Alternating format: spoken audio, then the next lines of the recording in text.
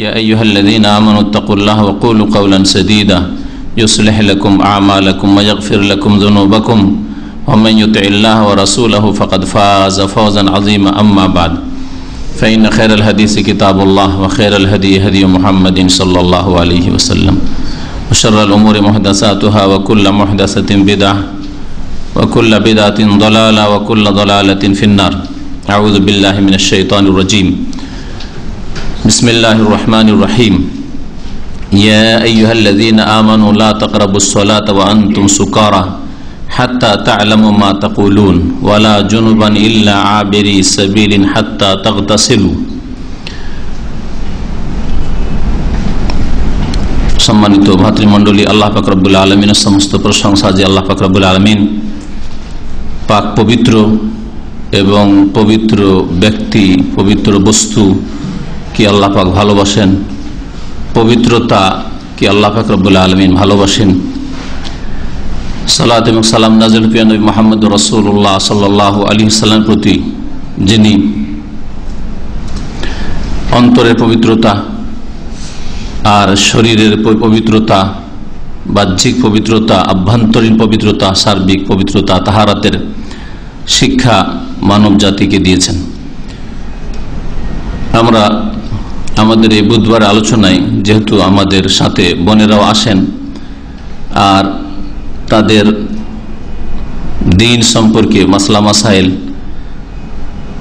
অনেকের খুঁটিনাটি যেগুলি গুরুত্বপূর্ণ বিষয়, কিন্তু সেগুলিকে অনেকে গুরুত্বপূর্ণ মনে করেন না, যার ফলে হয়তো জানার সুযোগ সুবিধাও হয় না। এমনকি ভাইদেরও এই মাসলা মাসাইলগুলি নিয়ে অনেক সময় চিন্তাই করেন না, মাথা ব্যথা হয় না, বড় বড় কথা চিন্তা করতে থাকে। অথচ এই দিনের ছোটখাটো মাসলা মাসাইলগুলি, যেগুলি প্রতিদিন মানুষের সামনে আসে, যেসব সমস্যার, যেসব মাসাইলের সম্মুখীন হয় প্রতিদিন মানুষ, ভাই হোক অথবা বোন হোক, সেগুলি সম্পর্কে অনেকেই সঠিক জ্ঞান রাখে না। অথচ সেগুলি সম্পর্কে জ্ঞান অর্জন করা, দিনের সঠিক শিক্ষা লাভ করা ফরজ। তার মধ্যে একটি বিষয় হচ্ছে পবিত্রতা, তাহারাত। পবিত্রতা সম্পর্কে আমাদের আমভাবে, সাধারণভাবে আলোচনা আছে, কিন্তু পবিত্রতার মধ্যে একটি হচ্ছে ওযু, আর একটি হচ্ছে গোসল, আর একটি হচ্ছে তায়াম্মুম, শরীরের পবিত্রতা, ভিতরের পবিত্রতা, বিভিন্ন দিক রয়েছে পবিত্রতার। তো এসব বিষয় বিস্তারিত আলোচনা নেই, যার ফলে চিন্তা করলাম যে এই বিষয়গুলির উপর আলোকপাত করা অত্যন্ত জরুরি। আজকের বিষয়বস্তু হচ্ছে গোসল সম্পর্কে, আর বিশেষ করে গোসলের নিয়মাবলী। কোরআন এবং হাদিসের আলোকে গোসলের তরিকা বা পদ্ধতি কি হতে পারে। একজন মুসলিমের ইবাদত বন্দেগী, বিশেষ করে অত্যন্ত গুরুত্বপূর্ণ ইবাদত বন্দেগী মুসলিম জীবনের হচ্ছে 5 ওয়াক্ত সালাত, নামাজ কায়েম করা। এই 5 ওয়াক্ত সালাত নির্ভরশীল হচ্ছে আপনার ওযু, গোসলের উপর। অত্যন্ত গুরুত্বপূর্ণ ইবাদত হচ্ছে ইসলামের আর একটি রুকন হচ্ছে বাইতুল্লাহর হজ করা, ওমরা করা। আর হজ, ওমরা বাইতুল্লাহর তওয়াফ ছাড়া হয় না। আর বাইতুল্লাহর তওয়াফের জন্য পবিত্রতা, তাহারাত শর্ত, ওযু শর্ত, গোসল ফরজ হয়ে থাকলে গোসল করা, মানে বড় নাপাকি দূর করা ফরজ। সুতরাং এই গোসলের মাসাইল একেবারে হালকা মাসাইল নয়, বরং অত্যন্ত গুরুত্বপূর্ণ মাসলা। গোসল হচ্ছে বা ওযু হচ্ছে পূর্ব শর্ত সালাত আদায়ের জন্য, বাইতুল্লাহর তওয়াফের জন্য। সুতরাং গোসল সম্পর্কে নবী করিম সাল্লাল্লাহু আলাইহি সাল্লামের সুন্নাত, কিভাবে গোসল করলে কমপক্ষে আদায় হবে আর কিভাবে গোসল করলে সুন্দরভাবে গোসল হবে, এ সম্পর্কে আমাদের সঠিক জ্ঞান অর্জন করা অত্যন্ত জরুরি। প্রথম বিষয় যা আমি তুলে ধরব, যে কোরআনে কারিমে গোসলের কথা আছে কিনা। বলতে পারেন কেউ কোরআনে কারিমে গোসলের কথা আছে কিনা? দেখেন, এটা অত্যন্ত জরুরি জিনিস যে গোসলের কথা আল্লাহ কি কোরআনে উল্লেখ করেছেন, না নবী করিম সাল্লাল্লাহু আলাইহি ওয়াসাল্লামের হাদিসে শুধু আছে? হাদিসে, হ্যাঁ, কোরআনে নাই। ব্যাস, আচ্ছা পড়ে শোনাচ্ছি। কোরআনে কারিমের 3টি আয়াতে গোসলের কথা আছে, দেখলেন? তাহলে কত জরুরি তাহলে গোসল সম্পর্কে আমাদের শিক্ষা লাভ করা। আর আশা করি বোনেরা বাচ্চাদেরকে শান্ত রাখবেন, আর না হলে আগামী সপ্তাহ থেকে আপনাদেরকে এই সাইড থেকে ওই সাইডে পাঠিয়ে দেবো, দূরে করে দেবো, যাতে করে বাচ্চারা কোন রকম গোলমাল না করে। কোরআনে কারিমের সূরা নিসার আয়াত নম্বর 43, এতে গোসলের কথা আছে, স্পষ্ট ভাষায় আছে, হাত্তা তাগতাসিলু, যতক্ষণ গোসল না করে নেবে। কোরআনে কারিমের সূরা মায়েদার আয়াত নম্বর 6 ওযুর সাথে সাথে আছে যে আও লামাসতুমুন নিসা,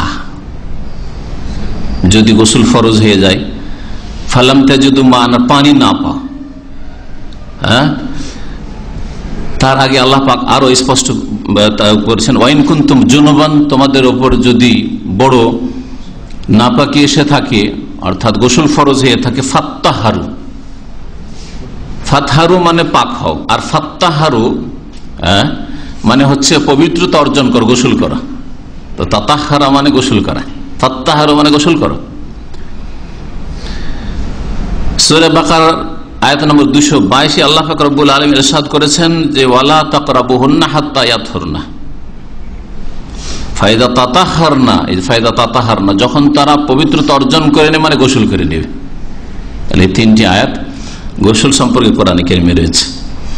আয়াতগুলি সংক্ষিপ্ত তাফসীর করি, লম্বা লম্বা আয়াত রয়েছে, শুধু ওই অংশটুকু বলবো যে অংশটুকু বললে গোসলের আলোচনা পুরা হয়ে যায়। আল্লাহ পাক রব্বুল আলামিন ইরশাদ করছেন সূরা নিসার যে আয়াতটি বললাম তাতে, ইয়া আইয়ুহাল্লাযীনা আমানু লা তাকরাবুস সালাতা ওয়া আনতুম সুকারা, হে মুমিনরা তোমরা নেশাগ্রস্ত অবস্থায় নামাজের নিকটবর্তী হবে না। লা তাকরাবুস সালাত, নামাজের কাছে যাবে না। যদি এখানে থেমে যাই তাহলে তো নামাজই পড়বে না। হ্যাঁ, এমনি তো মুসলিম জাতি নামাজ পড়ে না, বেনামাজি মুসলিম। হ্যাঁ, ওয়া আনতুম সুকারা, যখন তোমরা নেশাগ্রস্ত অবস্থায় থাকবে। প্রথম কথা, মদ বিভিন্ন স্তরে হারাম করা হয়েছে, যার ফলে এভাবে বলা হয়েছে। দ্বিতীয় কথা, আল্লাহ না করে কোন মুসলিম ফাসিক গুনাহগার যদি মদখোর হয় আর নেশা করে নিয়ে থাকে, লা তাকরাবুস সালাত, নামাজের কাছে যাবে না, নেশার অবস্থায় নামাজ পড়বে না, নামাজ পড়া যাবে না। হাত্তা তা'লামু মা তাকুলুন, যতক্ষণ পর্যন্ত না উপলব্ধি করতে পারবে, না বুঝতে পারবে, জানতে পারবে যে কি বলছো, তার মানে নেশা দূর না হবে। কারণ নেশা করলে, মাদক দ্রব্য ব্যবহার করলে মানুষের মস্তিষ্ক যে আছে সেটাকে ঢেকে নেয়, যার ফলে টের পায় না যে কি বলছে, কি করছে। যতক্ষণ না বুঝতে পারছো কি করছি, রুকু করছি, সেজদা করছি, কোরআন পড়ছি না গান বলছি, যতক্ষণ না বুঝতে পারবে ততক্ষণ পর্যন্ত নামাজের কাছে যাবে না। ওয়ালা জুনুবান ইল্লা আবিরি সাবিল, আর জুনবি অবস্থায়, জুনবি হচ্ছে গোসল ফরজ হওয়া, স্বপ্নদোষের মাধ্যমে হোক অথবা স্বামী স্ত্রী মিলনের মাধ্যমে হোক, গোসল ফরজ হয়েছে, জানাবাত বলা হয় আরবি ভাষায়। যখন গোসল ফরজ হয়ে থাকবে, ইল্লা আবিরি সাবিলিন, তখনও তোমরা নামাজের কাছে যাবে না, মানে মসজিদে যাবে না। তবে আবিরি সাবিল, রাস্তা অতিক্রম করতে পারো, মসজিদের এ পাশ থেকে ও পাশে যেতে হবে, মসজিদের ভিতর দিয়ে চলে যেতে পারো, কিন্তু অবস্থান করতে পারো না। মসজিদ যে অবস্থানই না করা যায় তো নামাজের কাছে যাওয়া, নামাজ পড়া যাবে না। নাপাক অবস্থায় গোসল ফরজে আছে, নামাজ পড়া যাবে না। হাত্তা তাগতাসিলু, যতক্ষণ পর্যন্ত গোসল না করে নেবে। হাত্তা তাগতাসিলু, ইগতাসালা ইয়াগতাসিলু মানে হচ্ছে গোসল করা। তাহলে গোসলের কথা আসলো না, আসলো না, কোরআনে কারিমে আছে। সূরা মায়েদার আয়াত নম্বর 6 দেখেন যে আয়াতে আল্লাহ পাক এখানে মুমিনদেরকে সম্বোধন করে বলছে, আইয়ুহাল্লাযীনা আমানু ইযা কুমতুম ইলাস সালাত, হে মুমিনরা যখন তোমরা নামাজের উদ্দেশ্যে দাঁড়াতে যাবে। ইযা কুমতুম ইলাস সালাত মানে ইযা আরাদতুমুল কিয়ামা ইলাস সালাত, যখন তোমরা নামাজে দাঁড়াতে মনস্থ করবে। নামাজে দাঁড়াবার আগেই ফাগসিলু ওয়াজুহাকুম ওয়া আইদিকুম ইলাল মারাফিক ওয়ামসাহু বিরুউসিকুম ওয়া আরজুলাকুম ইলাল কাবাইন, এই পর্যন্ত আল্লাহ পাক রব্বুল আলামিন ওযুর যেগুলি ফরজ রুকুন সেগুলি বর্ণনা করেছেন। তারপর আল্লাহ পাক বলছেন ওয়াইন কুনতুম জুনুবান ফাত্তাহারু। ওযুর কথা আজকে বলবো না, কারণ ওযু আজকের বিষয়বস্তু না। ইনশাআল্লাহ তাআলা এরপরে যখন ওযুর আলোচনা করব তখন এই অংশটুকুর ব্যাখ্যা করব। ওয়াইন কুনতুম জুনুবান ফাত্তাহারু, আর তোমরা যদি নাপাক অবস্থায় থাকো, গোসল ফরজ হয়ে থাকে স্বপ্নদোষের কারণে অথবা সহবাসের কারণে, এটাকে জানাবাত আল্লাহ পাক বলেছেন। ফাত্তাহারু, তাহলে তোমরা পবিত্রতা অর্জন করে নাও। ফাত্তাহারু মানে ফাকতাসিল, গোসল করে নাও। তাতাহুর গোসল ছাড়া এই পবিত্রতা হয় না। ফাত্তাহারু আল্লাহ পাক বলেছেন তাসদীদ দিয়ে।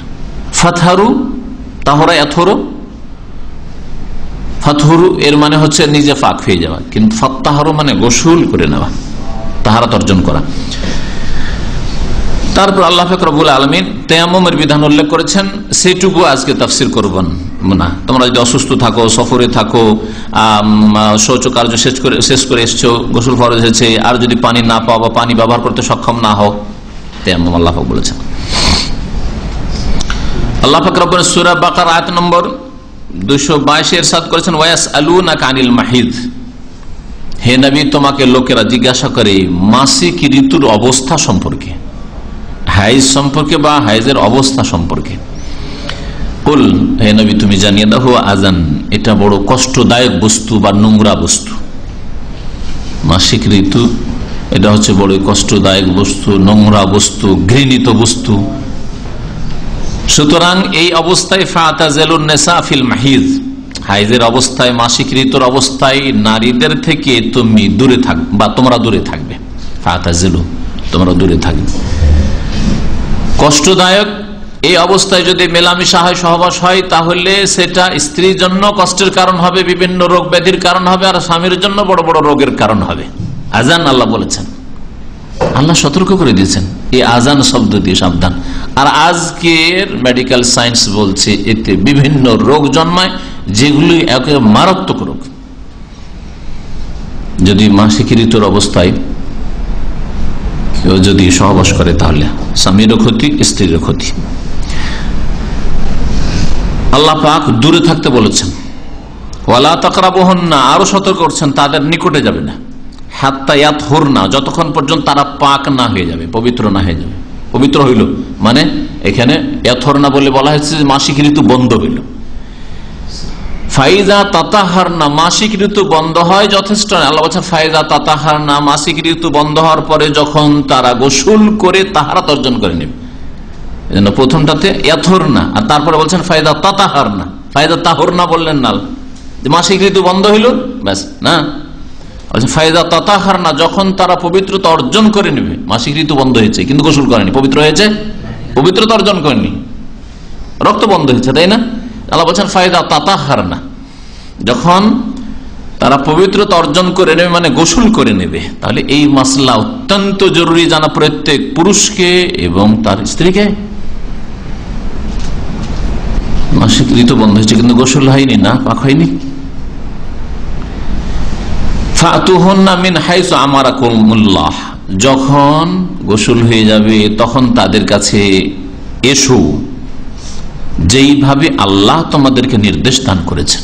মিন হাইসু, যেখানে আসতে বলেছেন, স্থান আল্লাহ পাক রব্বুল আলামিন নির্ধারিত করেছেন, একটি স্থান, একাধিক নয়।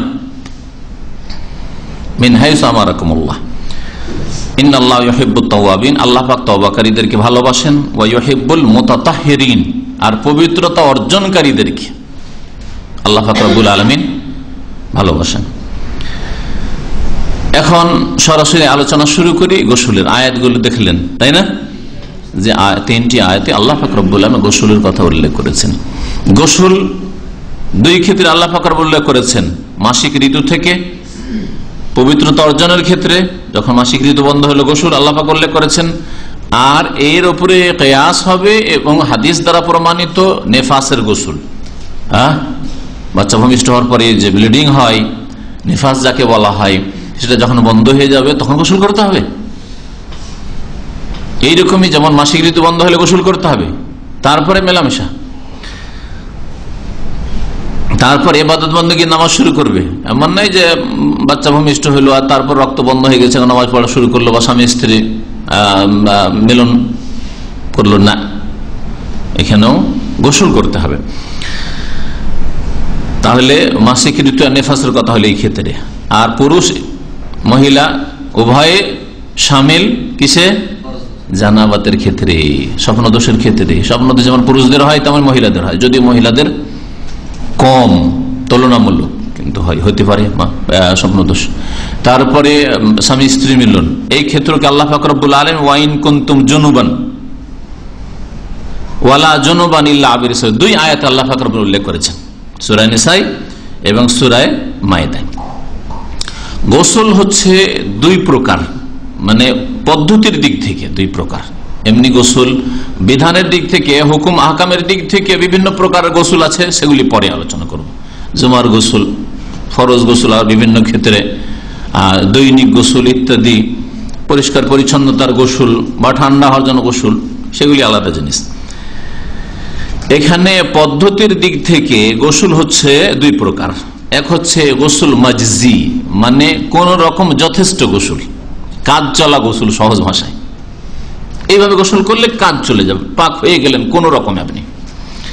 আর এটা হচ্ছে গোসলে কামিল, পূর্ণাঙ্গ গোসল।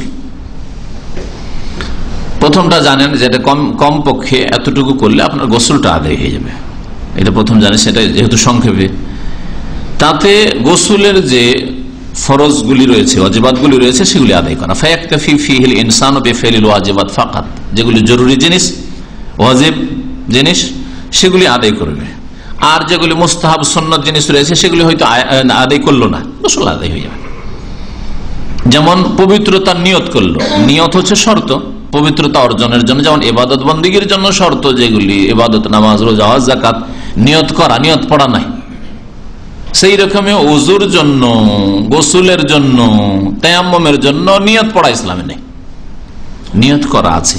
তাহলে যখন আপনি ফরজ গোসল করতে যাচ্ছেন, অন্তরে নিয়ত হবে এটা গোসল করছি, পবিত্রতা অর্জনের জন্য গোসল করছি, এটা অন্তরে আসবে, এর নাম হচ্ছে নিয়ত। যদি আপনি পবিত্রতা অর্জনের নিয়ত না করে খুব গরম লেগেছে বা শরীরটা ঘেমে গেছে, সেই জন্য আমি শরীরটাকে ঠান্ডা করছি, তাহলে তো আপনি পবিত্রতা অর্জনের নিয়ত করলেন না। এই নিয়তটা হইতে হবে যে আমি পবিত্রতা অর্জনের নিয়ত করছি, অন্তরে এই সংকল্প, এর নাম হচ্ছে নিয়ত। নামাইতো পড়া, আমি নিয়ত করছি, এগুলি শরীয়ত সম্মত নয়, বরং এগুলি বিদাত। তো নিয়ত করবে অন্তরে, তারপরে বিল মাহ, যেইভাবে হোক না কেন মাথা থেকে পা পর্যন্ত পানি পৌঁছে দেবে। তাহলে কমের পক্ষে চলার মতো গোসল বা যথেষ্ট গোসল হচ্ছে, কাজ চলা গোসল হচ্ছে কি, যে মাথা থেকে পা পর্যন্ত গোটা শরীরে পানি পৌঁছিয়ে দেওয়া, যেভাবে হোক না কেন। আগে বাম দিকে গেল না, ডান দিকে গেল, মাথায় পড়লো না, মধ্য শরীর থেকে শুরু হলো না, নিচের দিক থেকে শুরু হলো। কেউ যদি পানিতে নামে, পুকুরে বা নদীতে নামছে, তাহলে তো মাথার দিক থেকে শুরু না, পায়ের দিক থেকে শুরু হলো, তাই না? হ্যালো, গোসল, অসুবিধা নেই, তারও গোসল হলো। লাফ দিয়ে, কেউ ঝাঁপ দিয়ে পড়েছেন আপনারা? হ্যাঁ, পুকুরে নদীতে খুব আমোদ ফুর্তি, এটা আমাদের ঝাঁপ দিয়ে পড়া ছোটকালের, হয়ে গেল। প্রথম তো লাফ দিয়ে পায়ে গিয়ে পানিতে পৌঁছিল, গোসল হয়ে গেল, গোটা শরীরটা ডুবে গেছে পানিতে, গোসল হয়ে গেছে, কাজ চলা গোসল হয়ে গেছে।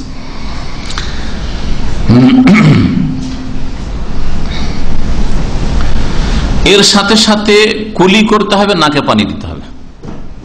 হ্যাঁ, নাকের যে ছিদ্রটা আছে এতে পানি পৌঁছাতে হবে, আর ভিতরে চেহারার মধ্যে নাক, আর চেহারার মধ্যে হচ্ছে এই মুখ গহ্বরটা, মুখের ভিতরটা, মুখের ভিতরে পানি দেওয়া, এটা হচ্ছে মাজা, মানে কুলি করা। আর নাকে পানি দেওয়া হচ্ছে ইস্তেনশাক, এটা তার সাথে সাথে করতে হবে। তাহলে এতটুকু করলে চলার মতো গোসল হয়ে গেল, যেইভাবে আপনি করেন না কেন। পূর্ণাঙ্গ গোসল আর সেটা জানা উচিত, কারণ এতে পূর্ণাঙ্গ গোসল করলে নেকি বেশি পাবেন আপনি।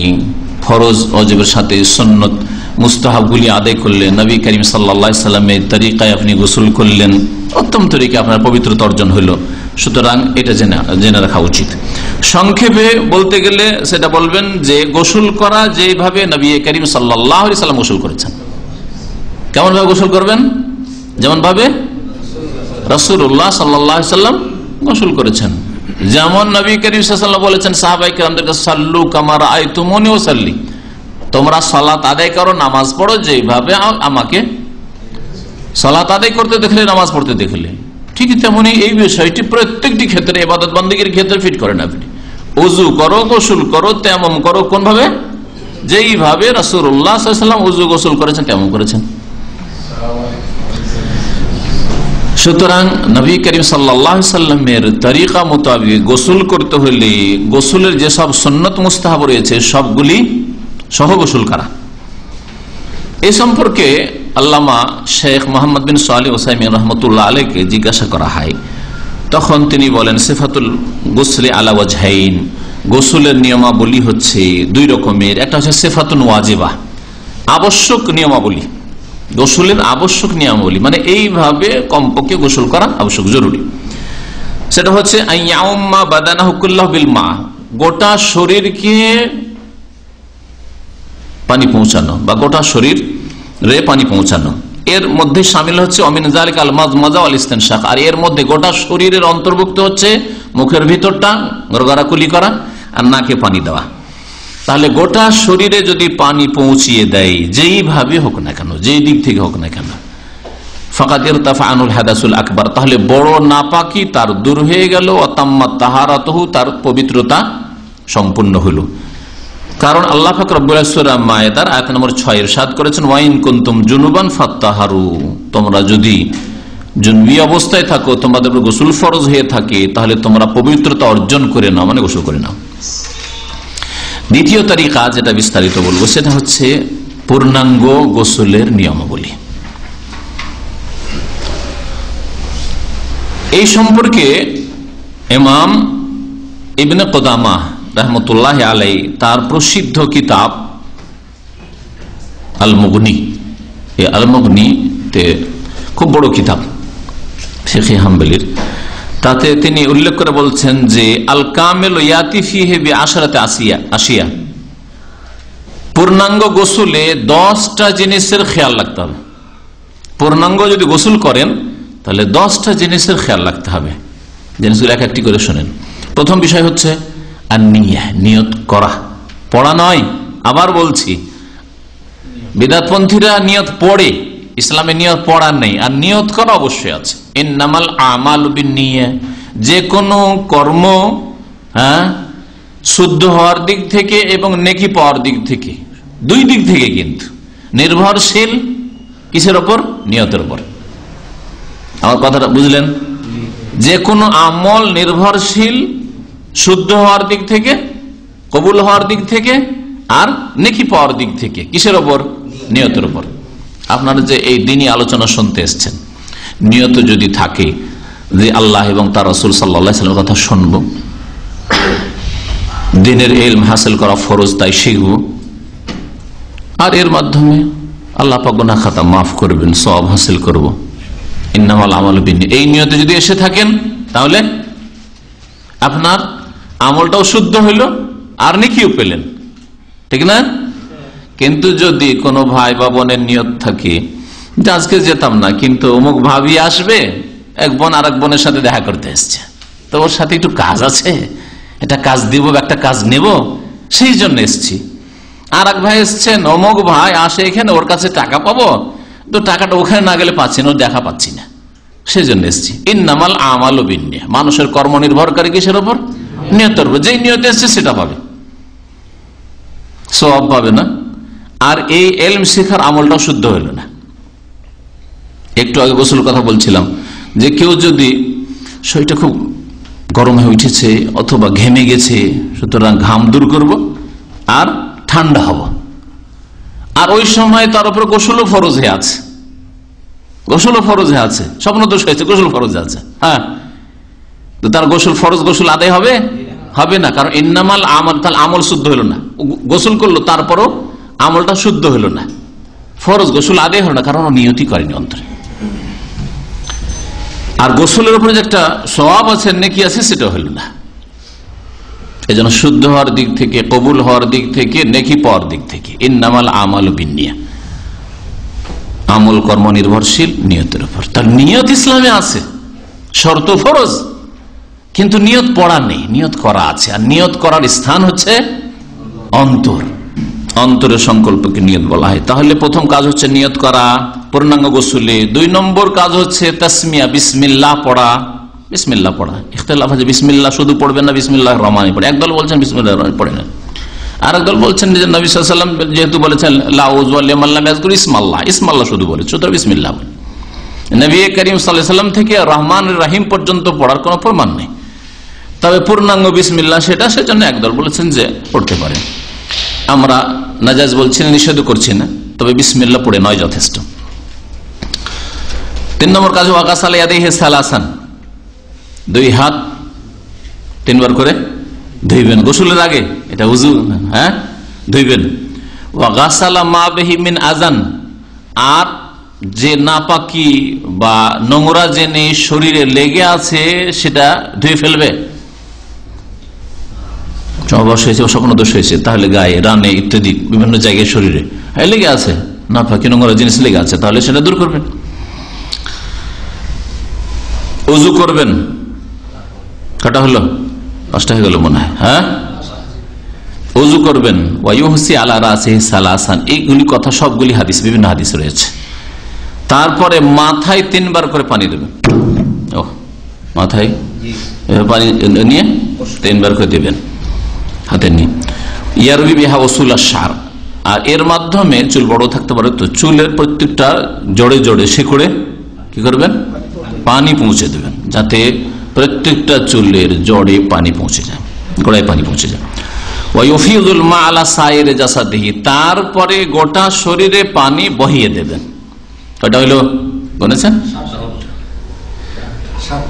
ওয়ায়াবদাউ বিশিক্কিহিল আইমান, ডান দিক থেকে শুরু করবেন, হ্যাঁ। ওয়ায়াদলুকু বাদানাহু বিয়াদিহি, আর হাত দিয়ে শরীরটাকে ঘষা দেবেন। শুধু পানি, অল্প পানি যদি থাকে, আর পানি বহিয়ে দিলেন, হতে পারে কোনো জায়গায় লোমকূপ বা লোমের পাশগুলো শুকিয়ে থেকে যেতে পারে, খসখসে গায়ে অনেক সময় পানি চলে যায়, তাড়াতাড়ি করে ছল করে চলে যায়, আর হয়তো একটু শুকনো থেকে যেতে পারে, এই জন্য ঘষা দিবেন। পরিচ্ছন্নতা হইল, আর তার সাথে সাথে সন্দেহ মুক্ত হয়ে গেলেন যে কোনো জায়গায় শুকনো থাকলো না, তাহলে ঘষা দেওয়া। তারপর যেই জায়গায় দাঁড়িয়ে গোসল করলেন সেখান থেকে সরে গিয়ে পাটা ধুবেন। কেন পা ধুবেন? আজকালকার মতো পাকা জায়গা আগে ছিল না, আর এখনো গ্রামে গঞ্জে নেই, অনেকের নেই। সুতরাং যেই জায়গাটাতে গোসল করেছে হতে পারে পানি জমে গেছে, হ্যাঁ, একটু ময়লা আবর্জনা আছে, তারপরে যে শরীর থেকে পানিটা বয়ে পড়েছে তাতে হয়তো পা ডুবে আছে, সুতরাং একটু সরে যান, দিয়ে পাটা ধুয়ে পরিষ্কার হয়ে এখন আপনি উঠে যান। আর আরেকটা কাজ করতে হবে, সেটা মুস্তাহাব, সেটা হচ্ছে যে চুলের যে জড়গুলি আছে শিকড়গুলি, সেগুলো থেকে খালাল করা, বড় চুল থাকলে খালাল করা। ওয়ালেহিয়াতিহি, আর দাড়িও যদি ঘন থাকে আর বড় থাকে তো দাড়ি তো খালাল করা, বেমাইন কাবলা ইফাদাতি হালি, পানি বহাবার আগে। এই কাজগুলি করতে হবে গোসলের ক্ষেত্রে। পূর্ণাঙ্গ যদি গোসল করতে হয় তো এই কাজগুলি করতে হবে। 10টি বা 11টি হয়ে গেল। কালা আহমদ, ইমাম আহমদ রহমতুল্লাহ আলাইহি বলছেন, আল গোসল মিনাল জানাবাতি আলা হাদিস আয়েশা, এই ফরজ গোসল আদায়ের ক্ষেত্রে আয়েশা রাদিয়াল্লাহু তাআলা আনহা থেকে বর্ণিত হাদিস, সের উপর আমল করতে হবে। নবী করিম সাল্লাল্লাহু আলাইহি ওয়াসাল্লাম থেকে বর্ণিত যে কানা রাসূলুল্লাহ সাল্লাল্লাহু আলাইহি ওয়াসাল্লাম ইযা তাসাল মিনাল জানাবা, মা আয়েশা রাদিয়াল্লাহু তাআলা বলছেন যে রাসূলুল্লাহ সাল্লাল্লাহু আলাইহি ওয়াসাল্লাম যখন জানাবাতের গোসল করতেন, ফরজ গোসল করতেন, গাসালা ইয়াদাইহি সালাসান, প্রথম 2 হাত 3 বার করে ধুয়ে নিতেন। ওয়া তাওয়াদ্দা ওযু আহলি সালাতি, আর ওযু করতেন যেমন নামাজের জন্য ওযু করেন, সালাতের জন্য। এই হাদিসের সংক্ষেপে বলা হয়েছে যে ওযু কেমন করতেন, হ্যাঁ, নামাজের মতো উজু করে নিতেন। নামাজের উজু মানে শুরু থেকে শেষ পর্যন্ত উজু, তাই না? আর আরেক হাদিস আছে যে উজুর সবগুলি অঙ্গ ধুয়ে নিতেন, পাটাকে বাকি রাখতেন। 2 হাদিসের সমন্বয় কেউ কেউ করেছে এইভাবে যে কখন নবী করিম সাল্লাল্লাহু আলাইহি ওয়াসাল্লাম পুরা উজু করে নিয়েছেন পা পর্যন্ত, আর কখনো কখনো শুরু থেকে উজুর কাজগুলি সবগুলি সেরে নিয়েছেন, শুধু পাটাকে বাকি রেখেছেন, গোসল শেষ করে পা ধুয়েছেন। এটা একটা সমন্বয় হলো, 2 হাদিসকে মেলানো হইল, হ্যাঁ। আর আরেকটা হচ্ছে যে এখানে অধিকাংশ অঙ্গগুলির দিকে লক্ষ্য করে বলা হয়েছে যে নামাজের মতো উজু করে নিতেন, পাটা ধুইতেন না, পরেই ধুইতেন। পাটা বাকি থাকতো, যখন গোসল শেষ হয়ে যেত তখন পা ধুইতেন। কিন্তু আগের সমন্বয়টা সবচেয়ে ভালো, যেন কখনো পুরো গোসল করে নিতেন বা পুরো উজু করে নিলেন তারপরে আবার ধুয়ে নিলেন পাটা পরিষ্কার করার জন্য, এরকম করতেন। আল্লাহু আলাম। হাদিসে আরো আছে সুম্মা ইউখাল্লিলু শা'রাহু বিয়াদিহি, নিজ হাত দিয়ে নবী সাল্লাল্লাহু আলাইহি ওয়াসাল্লাম, চুল একটু বড় ছিল, তো ওই চুলে খেলাল করতেন। হাত্তা ইযা জান্না আন্নাহু কাদ আরওয়া বাশারাতু, যখন তার এই বিশ্বাস হইতো যে হ্যাঁ, যে চুলের নিচে যে চামড়াগুলি রয়েছে মাথায়, সেগুলিতে আমি পানি পৌঁছে দিয়েছি, তখন এগুলির কেন প্রয়োজন হইতো? আমরা কত লিটার পানি আজকাল ব্যবহার করি গোসলে বলুন তো? আপনারা যে যতটা ব্যবহার করেন বলেন, একজন দুজন বলেন। হ্যাঁ, যে কতটা করেন না, কতটা এমনি আনুমানিক 50 লিটার, হ্যাঁ 30-40 লিটার তো কম নয়, হ্যাঁ আরো বেশি হইতে পারে। আল্লাহু আকবার। নবী করিম সাল্লাল্লাহু আলাইহি সাল্লাম কতটা পরিমাণ পানিতে গোসল করতেন?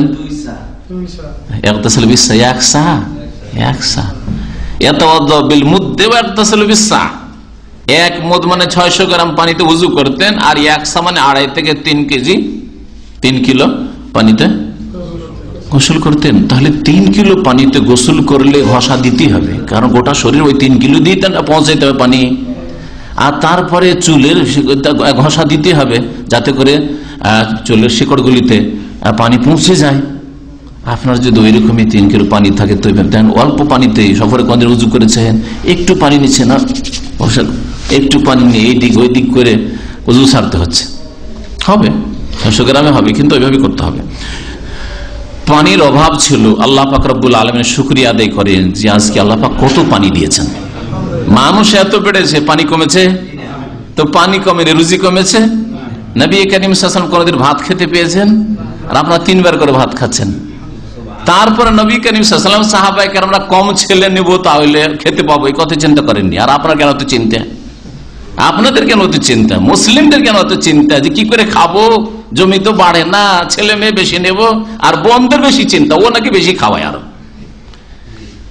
ভাইদের চাইতে বোনদের বেশি চিন্তা, বেশি ছেলে মেয়ে নিয়ে কি করে খাওয়াবো, কি করে মানুষ করবো। এই জন্য আল্লাহ তৌফিকই দেয় না মানুষ করার, চোর বাটমার বেশি পয়দা হচ্ছে, অসৎ চরিত্রের ছেলে মেয়ে পয়দা হচ্ছে, কারণ আগে থেকে নিজের উপর আস্থা করেছেন, আল্লাহর উপর আস্থা ভরসা তাওয়াক্কুল করেননি। আল্লাহর উপর ভরসা করতেন, আল্লাহ রাজ্জাক, আল্লাহ পাঠাইছেন, আল্লাহ রিজিক দেবেন, আমি কোথায় দেবো, আমাকে তো আল্লাহ হরকত করতে বলেছেন, নড়াচড়া করো, তোমার ছেলে মেয়ের রিজিক তোমার মাধ্যমে পাঠাবো অথবা আর কারো মাধ্যমে পাঠাবো। কারণ বাপ মরে যাওয়ার পরে রিজিক পায় না বাচ্চাগুলি, ও চাচা খাওয়াচ্ছে, না মামা খাওয়াচ্ছে, না বড় ভাই খাওয়াচ্ছে, কাউকে আল্লাহ পাক রব্বুল আলামিন ব্যবস্থা করে দিচ্ছেন। মুসাব্বিবুল আসবাব, ব্যবস্থাপনার মালিক আল্লাহ পাক রব্বুল আলামিন। সুতরাং আল্লাহর উপর তাওয়াক্কুল হচ্ছে যে আল্লাহ পাক রব্বুল আলামিন যাকে দুনিয়ায় পাঠাতে চাচ্ছেন তার জন্য রাস্তাটা খোলা রাখেন, রাস্তা খোলা রাখেন, না হলে জবাবদিহি করতে আল্লাহর সামনে হইতে পারে। আল্লাহ পাক রব্বুল আপনার দুনিয়া আখিরাতের কল্যাণ রেখে চলে, এই ছেলেটা যেটা আসতে যাচ্ছে দুনিয়ায়, কিন্তু আপনি না আমি নেবো না, ভালোটা নেবো না, আপনি জানেন না ওইটাই ভালো ছিল আপনার জন্য। তো নবী করিম সাল্লাল্লাহু আলাইহি ওয়াসাল্লাম যখন বুঝতে পারতেন যে হ্যাঁ এখন মাথার যে চুল রয়েছে, চুলে শরীরে পানি পৌঁছে গেছে, আফাদ আলাইহিল মা সালাসা মাররাত, তখন 3 বার করে পানি বহিয়ে দিতেন। সুম্মা গাসালা, মাথায় পানি 3 বার করে মাথায় পানি বহিয়ে দিলেন। সুম্মা গাসালা সায়রা জাসাদি, তারপরে পুরো দেহকে নবী করিম সাল্লাল্লাহু আলাইহি ওয়াসাল্লাম ধৌত করতেন। মুত্তাফাকুন আলাইহি, হাদিস বুখারী মুসলিমের। এইভাবে নবী করিম সাল্লাল্লাহু আলাইহি ওয়াসাল্লামের গোসলের বিবরণী। গোসলের ক্ষেত্রে আরেকটি বিষয় উল্লেখ করবে, সেটা হচ্ছে যে গোসল, ফরজ গোসল 2 রকম উল্লেখ করলাম। এক হচ্ছে সহবাসের গোসল বা স্বপ্নদোষের গোসল, জানাবাতের গোসল, তাই না? আর আরেক গোসলের কথা বললাম সেটা হচ্ছে হাইজ নেফাসের গোসল, হ্যাঁ মাসিক ঋতু থেকে পাক হয়ে গোসল। এই 2 গোসলের নিয়মের দিক থেকে কোনো পার্থক্য আছে?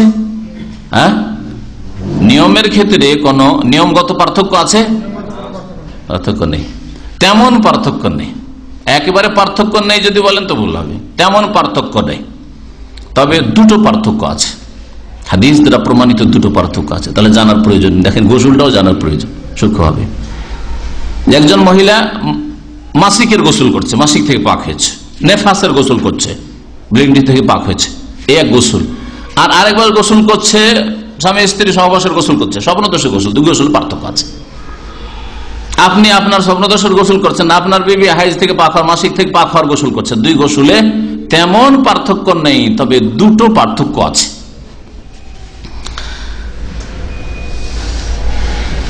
প্রথম পার্থক্য হচ্ছে ইস্তাহিব্বু দালকু শার ফি গাসলিল হাইজি আশাদ্দা মিন দালকি ফি গাসলিল জানাবা। স্বপ্নদোষ বা স্বামী স্ত্রী মিলনের যে গোসল রয়েছে তাতে যে আপনি শরীরে ঘষা দেবেন বা চুলে ঘষা দেবেন তার চাইতে বেশি মাসিক ঋতু থেকে পাক হইলে চুলে ঘষা দিতে বলা হয়েছে। একজন মহিলাকে চুলে বেশি করে ঘষা দিতে বলা হয়েছে কিসের? মাসিক ঋতু থেকে পাক হয়ে যখন গোসল করবে, এইরকমই নেফাস তার উপরে কাজ করতে হবে, একটি পার্থক্য। দ্বিতীয় পার্থক্য হচ্ছে ওয়াস্তাহিবু ফিহা আইযান আন তাতাতাইয়াবা আল মারআতু ফি মাওদি'id দাম ইজালাতান লিল রায়াহাতিল কারিহা। মাসিক ঋতু থেকে যখন পাক হবে তখন গোসল করে ওই নাপাকের স্থানে যেখান দিয়ে ব্লিডিং হচ্ছিল এই লজ্জা স্থানে সুগন্ধি ব্যবহার করা সুন্নাত মুস্তাহাব, যেটা সহবাসের গোসলে নয়, স্বপ্নদোষের গোসলে নয়। এই দুটো পার্থক্য। যাতে করে একটা যে এক তো পচা সরা রক্ত, এই মাসিকের রক্ত, তার একটা গন্ধ আছে, পাক পবিত্র হওয়ার পরে গোসল করার পরেও এই গন্ধ থেকে যেতে পারে। এই গন্ধ অনেক সময় স্বামীর জন্য অরুচিকর হইতে পারে, একটা ঘৃণার কারণ হইতে পারে। আর এই ঘৃণার কারণ ধীরে ধীরে না, আমার স্ত্রী নোংরা, পরিষ্কার পরিচ্ছন্ন থাকে না, ওর পাশে গেলে গন্ধ আসে। আর এইদিকে তো প্রলোভন পাচ্ছে, যেহেতু বয়স হয়ে গেছে, তার এর লাবণ্য নেই, ও তো সৌন্দর্য তার নেই, সুতরাং আর একটা বিয়ে করা হতে পারে না। যার ফলে এই বিভিন্ন হিকমতের কারণে আল্লাহ পাক রব্বুল আলামিন তার রাসূল সাল্লাল্লাহু আলাইহি সাল্লাম এইভাবে গোসল, মাসিক ঋতুর গোসলের পরে সুগন্ধি ব্যবহার করতে বলেছেন। সহিহ মুসলিমে হাদিস রয়েছে মর্মে আয়েশা রাদিয়াল্লাহু তাআলা আনহা বর্ণনা করছেন যে একদিন আসমা রাদিয়াল্লাহু আনহা সাআলাতিন নবী সাল্লাল্লাহু আলাইহি ওয়াসাল্লাম গুসলিল মাহিজ, জিজ্ঞেস করলেন নবী করিম সাল্লাল্লাহু আলাইহি সাল্লামকে হাইজের গোসল, মাসিক ঋতুর গোসল সম্পর্কে। ফাকালা, তখন রাসূলুল্লাহ সাল্লাল্লাহু আলাইহি ওয়াসাল্লাম বললেন, তাখুযু ইহদা কুন্না মাআহা ওয়া সিদরাতাহা, তোমরা বা তোমাদের যে কেউ পানি নেবে গোসল করার জন্য এবং বরই পাতা নেবে, ফুল পাতা, ওতে পরিষ্কার পরিচ্ছন্নতা বেশি হয়, জন্য মাইয়াত গোসলের ক্ষেত্রে আমাদের দেশে বরই পাতা ব্যবহার করতেন না। জি, এটা হাদিসও আছে। পবিত্রতা অর্জন গোসল করবে আর সুন্দর করে গোসল করবে। তারপরে মাথায় পানি ঢালবে, দালকান শাদীদান, সহিহ মুসলিম হাদিস। ঘষা দেবে মাথায় কিরকম? দালকান শাদীদান, খুব বেশি করে। তাহলে মহিলারা মাথার চুলে ঘষা দিবে মাসিক ঋতু থেকে পাক হয়ে গোসল করার সময় খুব বেশি করে। হাত্তা তাবলুগা শউনা রাসিহা, এমনকি মাথার যে চুল রয়েছে চুলের শেকড়গুলি পর্যন্ত যাতে নিশ্চিত পানি পৌঁছে যায়। সুম্মা তাসুব্বু আলাইহিল মা, তারপরে পানি ঢালবে, ঘষা দেওয়ার পর আবার পানি ঢালবে। সুম্মা তাখুযু ফিরসাতান মুমাসসাকাতান ফাতাতাহারু বিহা, তারপরে একটা তুলো, ফিরসা মানে তুলো বা কাপড়, তুলো নেবে, মুমাসসাকাতান মিসকওয়ালা, মিস্ক বলা হয় মৃগনাভি থেকে যে আতর সুগন্ধি, ওকে মিস্ক বলা হয়। তো যাই হোক, যে কোনো সুগন্ধি আতর হইলি হইল। সুগন্ধি নেবে কিসে? তুলোতে, অথবা তুলোর ব্যবস্থা না থাকে তো কোন নেকড়া তেনাতে। ফাতাতাহারু বিহা, আর তা দিয়ে পবিত্রতা অর্জন করবে। আরে আতর নিয়ে, সুগন্ধি নিয়ে পবিত্রতা অর্জন করবে, এই বিষয়টি বুঝতে পারছেন না। ফাকালাত আসমা, তখন আসমা বলছেন, ওয়া কাইফা তাতাহারু বিহা, আতর দিয়ে সুগন্ধি দিয়ে পবিত্রতা অর্জন করবে, এটা তো বুঝতে পারলাম না, কেমন করে করবে? ফাকাল রাসূলুল্লাহ সাল্লাল্লাহু আলাইহি ওয়াসাল্লাম বললেন, সুবহানাল্লাহ। সুবহানাল্লাহ যখন আশ্চর্য কেউ হয় তখন বলেন নবী সাল্লাল্লাহু আলাইহি ওয়াসাল্লাম, সুবহানাল্লাহ তাতাহারিনা বিহা, এই আতর দিয়ে সুগন্ধি দিয়ে পবিত্রতা অর্জন করবে। এর বেশি একজন পুরুষ মানুষ একজন অন্য মহিলাকে বুঝাতে পারছে না। নবী করিম সাল্লাল্লাহু আলাইহি ওয়াসাল্লামের স্ত্রী আয়েশা রাদিয়াল্লাহু তাআলা বোন, হয়তো আসমা বিনতে আবি বকর। ফাকালাত আয়েশা, তখন আয়েশা বললেন, কাআন্নাহা তুখফি যালিকা, নবী করিম সাল্লাল্লাহু আলাইহি ওয়াসাল্লাম কালাত যালিকা বিসাউতিন খাফিন ইয়াসমাহুল মুখাতাব ওয়া লা ইয়াসমাহুল হাদিরুন, আস্তে করে বলছিলেন, আস্তে তাত্তাবিইনা আসারাদ দাম। ফাকালাত আয়েশা, আয়েশা রাদিয়াল্লাহু তাআলা আনহা তখন টেনে নিয়ে, অন্য হাদিসে রয়েছে ইশারা করে টেনে, আসো আমি বুঝিয়ে দিয়েছি তোমাকে। আয়েশা রাদিয়াল্লাহু তাআলা আনহা বুঝিয়ে দিলেন, তাত্তাবিইনা আসারাদ দাম, যে স্থান দিয়ে রক্ত প্রবাহিত হচ্ছিল সেখানে সুগন্ধি মেশানো ওই তুলো অথবা নেকড়াটা লাগিয়ে দিবে, ব্যবহার করবে। এটা হলো কিসের গোসল? হাইজ বা হাইজ নেফাস বা মাসিক ঋতুর গোসলে। ওয়াসালাতু আন গুসলিল জানাবা, আর জানাবাতের গোসল সম্পর্কে যখন জিজ্ঞেস করলো, অর্থাৎ সহবাসের গোসল অথবা স্বপ্নদোষের গোসল, ফাকালা, তখন রাসূলুল্লাহ বলছেন, তাখুযু মাআন ফাতাতাতাহারু, পানি নেবে আর পবিত্রতা অর্জন করবে, ফাতু হোসেন তো সুন্দরভাবে পবিত্রতা অর্জন করবে, সুম্মা তাসুব্বু আলা রাসি ফাতাদলুকুহু, আর তারপর মাথায় পানি ঢালবে আর ঘষা দেবে। এখানে শুধু ঘষা দেবে বলেছেন। আর মাসিক ঋতুর গোসলের ক্ষেত্রে দালকান শদীদান, খুব বেশি করে ঘষা দেবে মাথায়। হাতাতা বলো শৌনের আসিয়া, যেন মাথার চুলের জড়গুলিতে বা শিকড়গুলিতে গোড়াগুলিতে পৌঁছে যায়। সুম্মা তুফিজু আলাইহিল মা, তারপরে পানি বহিয়ে দেবে। ফাকালাত আয়েশা, আয়েশা রাদিয়াল্লাহু তাআলা আনহা বলতেন যে নেমান নেসাউ নেসাউল আনসার, আনসারীদের বিবিরা মাশাআল্লাহ, তারা কিন্তু লজ্জা করতেন না দ্বীনের মাসলা মাসাইল জিজ্ঞেস করতে। রাসূলুল্লাহ সাল্লাল্লাহু আলাইহি ওয়াসাল্লামকে এসে এই ধরনের মাসলা মাসাইল সরাসরি জিজ্ঞেস করতেন, কারণ জানতে হবে, জানা ফরজ। আর লজ্জার কারণে জিজ্ঞেস করলাম না, জানলাম না, এদিকে স্বামীও জানে না ভালো, বা স্বামী ব্যস্ত জানতে পারে না, আর আমিও জানতে চাইলাম না, এইভাবে তো চলে না। হ্যাঁ, হয় আপনার স্বামী ফ্রি হোক আর স্বামীকে দিয়ে জিজ্ঞেস করান ভালো কোনো আলেমের দিনকে, আর না হইলে আপনি জিজ্ঞেস করেন যেখানে ফিতনার আশঙ্কা নেই। রাসূলুল্লাহ সাল্লাল্লাহু আলাইহি ওয়াসাল্লামের ক্ষেত্রে কোনো ফিতনার আশঙ্কা নেই। এইরকমই আল্লাহ পাক রব্বুল আলামিনকে ভয় করেওয়ালা ওইরকম যদি নেক মানুষ থাকে তাহলে ঠিক আছে, ফিতনার আশঙ্কা নেই। কিন্তু যে দেখা যায় যে আলেম সমাজের ইমানি দুর্বল, মহিলার আওয়াজ ভালো লাগে, আল্লাহ মাফ করেন, আল্লাহ পাক রব্বুল আলামিন আমাদের হেফাজত করেন। এটা পুরুষ লোক জিজ্ঞেস করলে তো আওয়াজ অত মজা লাগে না, আর মহিলা জিজ্ঞেস করলে আওয়াজ লাগে। এই যদি ফিতনার আশঙ্কা থাকে না, আপনি স্বামীকে দিয়ে জিজ্ঞেস করেন। তো মা আয়েশা রাদিয়াল্লাহু তাআলা আনহা প্রশংসা করছেন আনসারী মহিলাদের, নেমান নেসাউ নেসাউল আনসার, উত্তম বা শ্রেষ্ঠ নারীরা হচ্ছে আনসারদের নারীরা, আনসারদের মহিলারা। লাম ইয়াকুন ইয়ামনাহুন্নাল হায়া ইয়াতাফাক্কাহনা ফিদ্দিন, দিন সম্পর্কে জ্ঞান অর্জনের ক্ষেত্রে তাদেরকে হায়া শরম লজ্জা কখনো বাধা দিত না। লজ্জা লাগছে তাই এই মাসলা জিজ্ঞেস করতে পারবো না, এটা মাসিকের মাসলা, এটা গোসলের মাসলা, এটা স্বপ্নদোষের মাসলা না। উম্মে সুলাইম রাদিয়াল্লাহু তাআলা আনহা এসে নবী করিম সাল্লাল্লাহু আলাইহি ওয়াসাল্লামকে মহিলাদের স্বপ্নদোষের কথা জিজ্ঞেস করছেন, আর আয়েশা রাদিয়াল্লাহু তাআলা আনহার জানা নেই যে মহিলাদের কি স্বপ্নদোষ হয়, কারণ মহিলাদের স্বপ্নদোষ খুবই কম হয়, সেই জন্য জানেন না তিনি। এটা কেমন কথা তুমি জিজ্ঞেস করছো? হয় নবী করিম সাল্লাল্লাহু আলাইহি ওয়াসাল্লাম বলছেন, হ্যাঁ হয়, নাম হয়, তুমি জানো না, হতে পারে।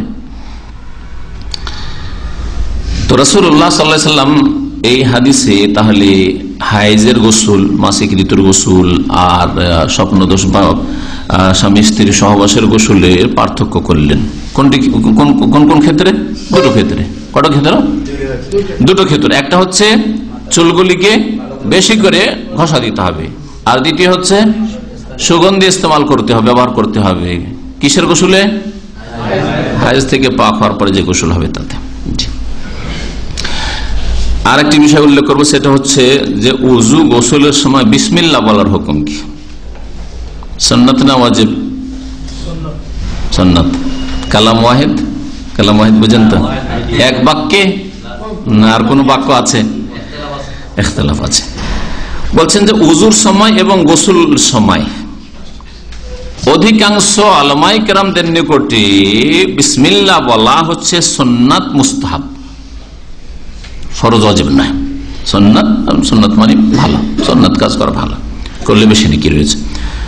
ওয়াকাল আল হানাবিলা, তবে হাম্বলি ওলামারা বলেছেন যে না, ওযুতে এবং গোসলে উভয় ক্ষেত্রে ওযু শুরু করছেন, গোসল শুরু করছেন, তার আগে বিসমিল্লাহ বলা ওয়াজিব তাদের কাছে, বিসমিল্লাহ বলা ওয়াজিব। ইমাম ইবনে উসাইমিন রাহমাতুল্লাহ আলাইহি বলছেন, ওয়া তাসমিয়াতু আলাল মাযহাবি ওয়াজিবাতুন কাল ওযু, গোসলের সময় এই মজহাবে মানে হাম্বলি মজহাবে বিসমিল্লাহ বলা উজু যেমন কি বলছে বিসমিল্লাহ বলা এই হাম্বলি মজহাবে ওয়াজিব গোসলের সময় যেমন উজুর সময় ওয়াজিব। ওয়ালাইসা ফিহা নাসসুন, তবে এর কোনো দলিল নেই, এর কোনো দলিল নাই। এর দ্বারা কি বুঝলেন?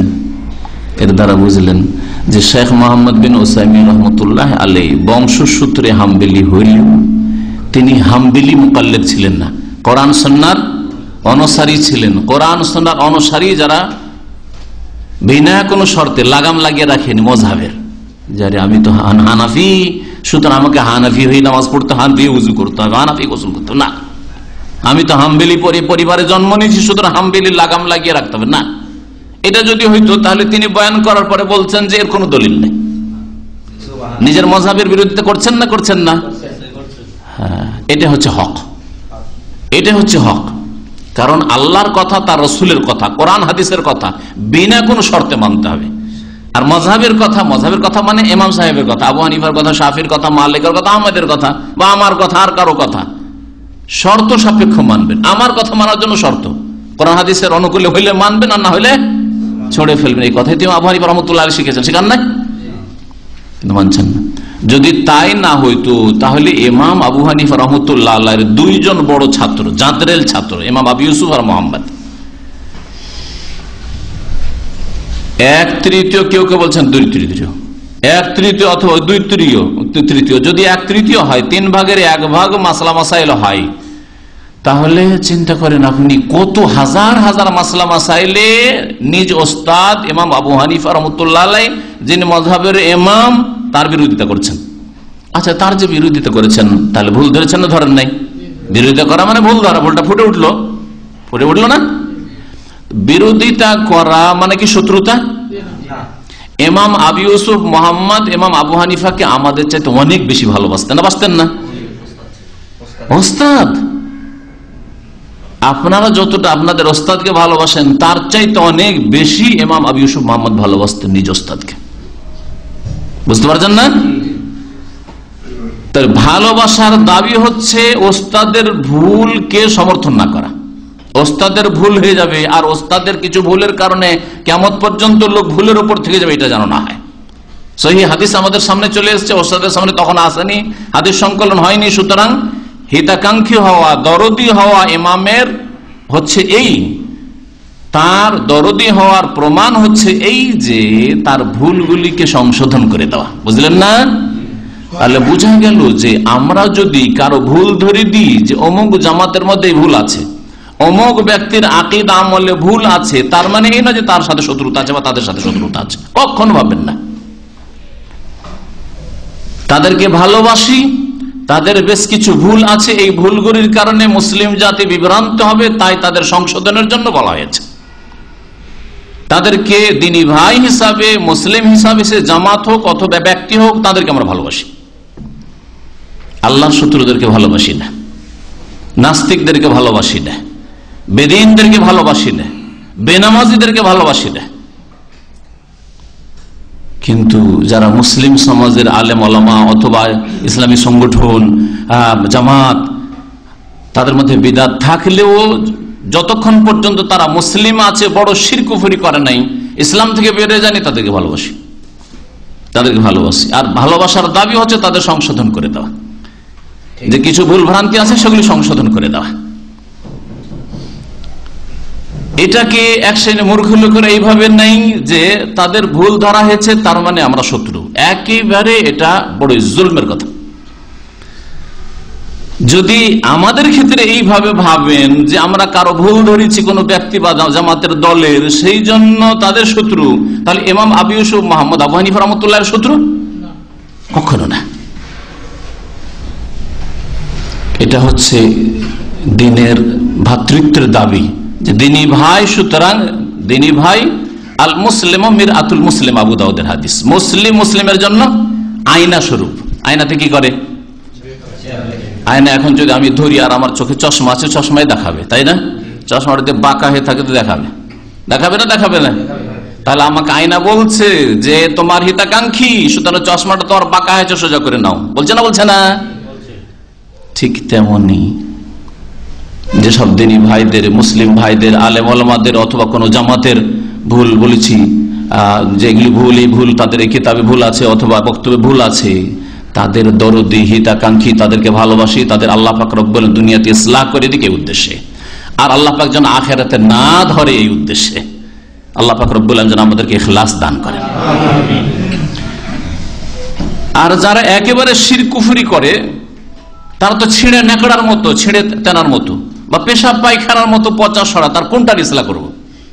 যারা বড় বড় শিরক কুফরির কথা বলে, কবর মাজার পূজার কথা অথবা দেবদেবীর পূজার কথা, নাস্তিকতার কথা, তাদের কোনটা সংশোধন করবেন? হয় ছিঁড়া তেনা সেগুলিকে বলেন, যা রিফু করে বা জোড়াতালি দিয়ে কোনো কাজ হবে না, আর না হয় সেগুলিকে বলেন যে পেশাব পায়খানা না পাক, তার কোনটাকে আপনি সাফ সুতরা করে নেবেন? আপনি নেওয়ার মতো কোনো কিছু নেই। আশা করি বুঝতে পারছেন আমার কথা, তাই না? আল্লাহ পাক রব্বুল আলামিন যার বুঝার তৌফিক দান করেন এবং আমাদেরকে মধ্য পন্থা অবলম্বন করার তৌফিক দান করেন। আল্লাহর জন্য যেন আমরা ভালোবাসি মানুষকে, আর যে যত বেশি আল্লাহর দ্বীনের অনুসারী, তাওহীদে বিশ্বাসী, তাওহীদ প্রতিষ্ঠাকারী, সুন্নতের অনুসারী, তাকে তত বেশি ভালোবাসার জন্য তৌফিক দান করেন।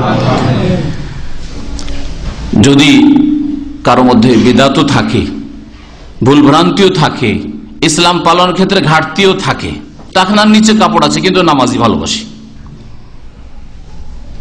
নামাজি মুসলিম, শিরক কুফরি করবো, বাজার পূজা করে না, টাকার নিচে কাপড় আছে, আল্লাহ পাক তাকে মাফ করুক, হেদায়েত করুক, দাঁড়িয়ে রাখে না, নামাজ পড়ে, আলহামদুলিল্লাহ তাকে ভালোবাসি। এটা হচ্ছে দিনের দাবি। তাহলে কারো দাঁড়িয়ে না রাখাতেও যদি ভালোবাসা ইসলামের দাবি, কারো টাকার নিচে কাপড় থাকলো ইসলামের ভালোবাসার দাবি, এমনকি কেউ যদি কাবিরা গোনা, আরো কাবিরা গোনা, মদ খায়, আরো কিছু করে কিন্তু নামাজ পড়ছে, শিরক মুক্ত, সেও আপনার আমার ভালোবাসা পাওয়ার একটা হক রাখে মুসলিম হিসাবে। তাহলে যেসব লোকদের মধ্যে, যেসব ভাইদের মধ্যে যেসব সংগঠনে বিদাত আছে, ভুল ভ্রান্তি আছে তাদের বক্তব্যে অথবা তাদের কিতাবাদিতে, তাদেরকে ভালোবাসি, কিন্তু তাদের ইসলাহ করার জন্য আন্তরিকতার সাথে তাদেরকে যেহেতু ভালোবাসি, সেই জন্য চেষ্টা করি আল্লাহ পাক তাদের ইসলাহ যেন করে দেন, আল্লাহ পাক যেন বোঝার তৌফিক দান করেন। কি বলছিলাম, যে ইমাম ইবনে উসাইমিন রাহমাতুল্লাহ আলাইহি বলছেন যে হাম্বলি মযহাবে বিসমিল্লাহ বলা গোসলে ওই রকমই ওয়াজিব যেমন ওযুতে ওয়াজিব, ওয়ালাইসা ফিহা নাসসুন, কিন্তু বিসমিল্লাহ বলা ওয়াজিব এর কোনো দলিল নেই। ওয়ালাকিন্নাহুম ক্বালু, তারা বলেছে ওয়াজাবাত ফিল উযুই ফাল গুসল মিন বাবি আউলা, ওযুতে ওয়াজিব, সুতরাং গোসলে আরো ওয়াজিব হওয়া উচিত, কারণ ওটা হচ্ছে বড় পবিত্রতা। এইভাবে তারা যুক্তি পেশ করেছে। ওয়াসসাহি, সঠিক কি তাহলে? মাযহাব হয়ে গেল, হাম্বলি মাযহাব এই ফতোয়া বলছেন তিনি। তার বলে ওয়াসসাহি আন্নাহা লাইসাত বিওয়াজিবাতিন লা ফিল উযু ওয়া লা ফিল গুসল, বিসমিল্লাহ বলা না উযুতে ওয়াজিব না গোসলে ওয়াজিব। তাহলে এখন খোলাসা, সারমর্ম এই জানলেন যে আপনি গোসল শুরু করছেন, ফরজ গোসল আপনার, বা কোন বন গোসল শুরু করছেন, গোসলের পূর্বে বিসমিল্লাহ বলা সুন্নাত মুস্তাহাব বলতে পারেন, কিন্তু ওয়াজিব নয়। ওয়াজিব ছুটে গেলে গোসল হবে না, গুনাহ হবে, গোসল হবে না, বা বড় ধরনের ঘাটতি থেকে যাবে। যদি এরকম ওয়াজিব হয় যে শর্ত, তাহলে গোসলই হবে না, উযুই হবে না। আর আরেক ওয়াজিব হচ্ছে ওয়াজিব, ঘাটতি হবে কিন্তু শর্ত নয়, সেজন্য হয়তো কাজটা হয়ে যাবে না, এরকম বিষয় নাই। আর একটা বিষয় উল্লেখ করবো, সেটা হচ্ছে আলোচনা এসছে সংক্ষেপে, সেটা হচ্ছে যে গোসলে কুলি করা, গড়গড়া করা আর নাকে পানি দেওয়া, এর হুকুম কি? এই বিষয়ে বড় ইখতিলাফ আছে। ইখতিলাফটা শুনিয়ে দিই, কারণ সময় কিছুটা আছে। বলছেন যে এর আগে কি বলেছি মনে আছে কিছু আলোচনায়? ফরজ গোসলে কুলি করা আর নাকে পানি দেওয়া ওয়াজিব না সুন্নাত? ওয়াজিব। লা বুদ্দা মিনহুমা ফিল গুসলে, গোসলে কুলি করা এবং নাকে পানি দেওয়া ওয়াজিব। যেমন হচ্ছে মযহাব হানাফি মযহাব এবং হাম্বলি মযহাব। হানাফি মযহাবে আর হাম্বলি মযহাবে ওয়াজিব বলা হয়েছে, কারণ নবী করিম সাল্লাল্লাহু আলাইহি ওয়াসাল্লাম বলেছেন যে আল উজনানু মিনার রাস, কান হচ্ছে চেহারার অন্তর্ভুক্ত, ঠিক না? ওই রকমই কান যখন চেহারার অন্তর্ভুক্ত, সেজন্য কানের মাসা আছে, ঠিক তেমনি এই মুখ গহ্বর আর নাক হচ্ছে চেহারার অন্তর্ভুক্ত। হ্যাঁ, মাথার আল উজনানু মিনার রাস, আল উজনানু মিনার রাস, কান হচ্ছে মাথার অন্তর্ভুক্ত, চেহারার অন্তর্ভুক্ত হচ্ছে মুখের ভিতরটা আর নাক। তো এই মর্মে ইমাম নওয়াবী রাহমাতুল্লাহ আলাইহি ইখতিলাফ বর্ণনা করে বলছেন, মাযাহিবুল উলামা ফিল মাযমাযাত ওয়াল ইসতিনশাক আরবাহ। কুলি করা এবং নাকে পানি দেওয়ার ক্ষেত্রে উলামাদের 4টি মাযহাব রয়েছে, 4টা মত রয়েছে। তাহলে 4টা ঠিক নাকি? মাসলা কয়টা? মাসলা কয়টা? মাসলা একটা, কি? গোসলে কুলি করা, নাকে পানি দাও, মাসলা একটা। হয় এটা ওয়াজিব হবে না সুন্নাত হবে। হ্যাঁ, 4টা মত হলো, তো 4টাই ঠিক হইতে পারে? তাহলে এই যে মযহাবধারী হুজুররা বলে যে মযহাব মানা ফরজ, 4টা মত হলো, কোনটা মানা ফরজ? 4টাই মানা ফরজ। হ্যাঁ, কি করে 4টা মানা ফরজ আর 4টাই ঠিক কি করে হইতে পারে? একটা ঠিক হবে, হয় ওয়াজিব হবে, ওয়াজিব যদি ঠিক হয় তাহলে সুন্নাত ঠিক নাই, আর সুন্নাত মুস্তাহাবটা ঠিক হয় তাহলে ওয়াজিবটা ঠিক নাই। আর এটাও ঠিক ওইটাও ঠিক, ওয়াজিবও ঠিক সুন্নাতও ঠিক, এটা কি করে হইতে পারে? তাহলে বোঝা গেল যে হক সত্য একটা, যখন সত্য একটা তো 4 মাযহাবের কোন এক মাযহাবে সত্য আছে অধিকাংশ ক্ষেত্রেই, সুতরাং ওই সত্যটা খুঁজে নিতে হবে। কোন মাসলায় হানাফি মাযহাবে সত্যটা আছে, হকটা আছে, কোন মাযহাবে দেখা যাচ্ছে না ভুল ওই মাযহাবে আছে, শাফি মাযহাবে হকটা সত্যটা আছে, ঠিকটা আছে, হাম্বলি মাযহাবে এই ঠিকটা আছে, মালিকি মাযহাবে ঠিকটা আছে। বড় আলেমদেরকে 4 মাযহাব পড়াশোনা করে খুঁজে নিতে হবে যে কোনটা কোরআন এবং সহিহ হাদিসের বেশি কাছাকাছি, ওটার উপর আমল করতে হবে এবং জনসাধারণকে এই কোরআন এবং হাদিস মোতাবেক হেদায়েত করতে হবে, দিক নির্দেশনা দিতে হবে। ইমাম নওয়াবী রাহমাতুল্লাহ তাআলা 4টি মত বর্ণনা করছেন। প্রথম মত হচ্ছে যে আন্নাহুমা সুন্নাতান ফিল ওযু ওয়াল গোসল, ওযু হোক আর গোসল হোক, কুলি করা আর নাকে পানি দেওয়া, এই দুটো হচ্ছে সুন্নত। এটা হচ্ছে শাফি মাযহাব। শাফি মাযহাবে গোসলে, ওযুতে নাকে পানি দেওয়া আর কুলি করা কি সুন্নাত। দ্বিতীয় মাযহাব হচ্ছে যে ওযুতে গোসলে ওয়াজিব এবং তার সাথে সাথে শর্ত শুদ্ধ হওয়ার জন্য। তাহলে গোসলে আর উজুতে কেউ যদি নাকে পানি না দেয় বা কুলি না করে তাহলে উজু হবে না আর গোসল হবে না। এটা ওয়াহুয়াল মাশহুর আন আহমদ, এটা হচ্ছে ইমাম আহমদ রাহমাতুল্লাহ আলাইহির প্রসিদ্ধ ফতোয়া, মানে হাম্বলি মাযহাব। তৃতীয় মত হচ্ছে ওয়াজিবাতান ফিল গোসলে, গোসলে কুলি এবং নাকে পানি দেওয়া হচ্ছে ওয়াজিব, দুনাল উজু, উজুতে ওয়াজিব নাই। ওহ কাউল আবু হানিফা আসহাবি, ইমাম আবু হানিফা এবং তার সাথী সঙ্গে আবু ইউসুফ মুহাম্মদ, তাদের মত হচ্ছে কি যে গোসলে কুলি করা আর নাকে পানি দেওয়া এটা হচ্ছে ওয়াজিব, কিন্তু উজুতে তাদের কাছে সুন্নাত মুস্তাহাব, ওয়াজিব নাই। চতুর্থ মত হচ্ছে আল ইস্তিনশাক ওয়াজিবুন ফিল ওযু ওয়াল গোসল দুন আল মাদমাজা, নাকের ভিতরে পানি দেওয়া এটা হচ্ছে ওযু গোসলে ওয়াজিব, কিন্তু কুলি করা ওয়াজিব নাই। এটা একটি মত ইমাম আহমদের। তবে ইমাম আহমদের তাহলে 2টি মত রয়েছে, প্রসিদ্ধ আগেরটি। ওয়ার রাজিহ ওয়াল কাউলুস সানি, ইমাম ইবনে উসাইমিন রাহমাতুল্লাহ আলাইহি বলছেন সবচাইতে বলিষ্ঠ মত হচ্ছে, সহিহ মত হচ্ছে দ্বিতীয় মতটি। কোনটা? হ্যাঁ, উজুতে হোক অথবা গোসলে, দুটো ক্ষেত্রে, উজু গোসলে, হ্যাঁ দুটোই হচ্ছে না ওয়াজিব। ওযুবুল মাযমাযা ওয়াল ইস্তিনশাক ফিল গোসলি, গোসলে ওযুতে কুলি করা আর নাকে পানি দেওয়া হচ্ছে ওয়াজিব। ওয়া আন্নাহুমা শারতান লিসিহাতি, আর শর্ত। তাহলে কেউ যদি গোসল করে বা ওযু করে আর নাকে পানি না দেয়, হ্যাঁ, অথবা কুলি না করে, তাহলে ওযু হবে না, গোসল হবে না, এটাকে প্রাধান্য দিয়েছেন।